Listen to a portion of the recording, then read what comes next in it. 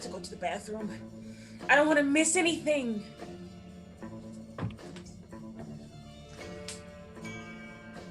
Turn the sound up. Louder! Who left the toilet seat up? Hello? I'm stuck in the toilet! Help!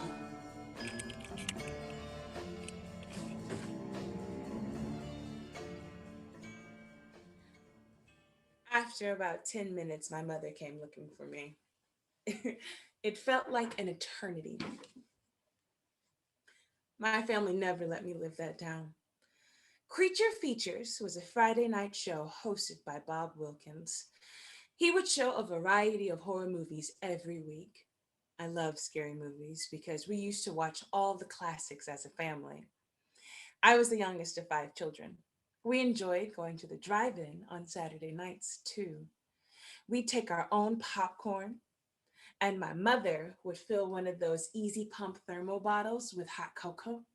We brought blankets and ordered pizza at the drive in for dinner. One night, my father parked next to a green VW bus just like ours. Only ours had beautiful floral curtains that my mother had made. The family waved back. While watching the movie, my brother had to go to the bathroom. And when he returned, he got into the wrong car. He even reached in to eat some of their popcorn.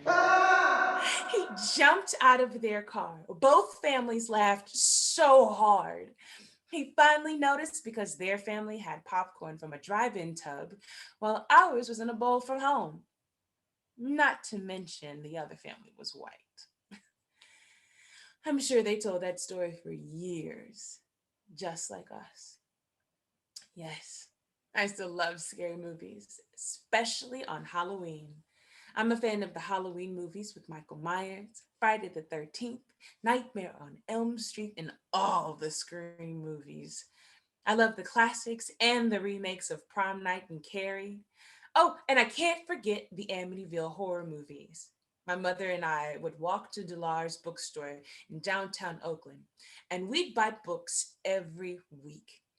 I remember the summer of sixth grade, the Amityville book. I read it in one day. I loved comparing the movie and discovering the parts that were written in the book but omitted from the movie. Scary things were fun as a child because I had my family to protect me. As an adult, the horrors were too real. My freshman year at USF, my mother had a stroke, my father had a heart attack, and my brother got assaulted. He was beaten up so bad that we almost didn't recognize him. These things brought us closer together, but because of health issues, I lost everyone except for my sister. My eldest brother, Kevin, died in 1993. My father, John, died in 2005. After his death, we lost someone almost every year. My brother, Eric, my brother, Reginald, my mother, Benny, a year later on the same day as my brother. She lost her husband and all three sons before her passing. Before we could finish grieving for one, someone else would pass. It was a very difficult time. Still is, especially for me. Over a year ago, I moved into a skilled nursing facility for physical therapy. Hopefully, I'll be going home soon. It's been hard being alone. And my sister Karen picks up my mail once a month and brings it to me. And she can't visit because of COVID-19 restrictions. It's been really hard not having my parents and my brothers for moral support. I dream about them a lot, so that does help. A dream from years ago has stuck with me. We were at church, and my brothers were altar boys. And I was shocked to see my father standing next to the priest because he never attended Sunday services with us. And every time I tried to approach, he stopped me. But then he motioned to my sister. I remembered my father had passed away, and I began to cry in my sleep. I didn't understand why he wouldn't talk to me. He looked my sister in the eye, nodded his head, and then hugged her, as if to assure her that everything would be okay. I woke up crying and heartbroken.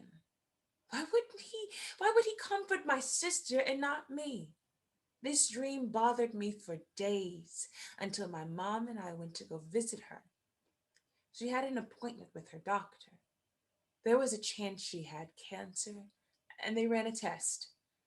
My father, and then she told us something that had been happening in her house. My father's obituary, which she kept on the mantle, had fallen to the floor. She put it back and didn't think much of it. And then the next day, she walked in and saw it on the table. She figured someone must have been looking at it and forgot to put it back on the mantle. And she asked her family, and no one had touched it. The following day, the obituary was gone. She and her daughter looked all over for it and couldn't find it. She opened her purse, and there it was. She said, my mother said that my dad must be trying to send my sister a message.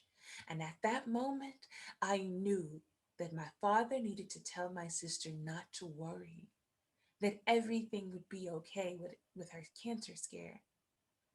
The results came back negative, and the following day, the obituary stopped moving from place to place.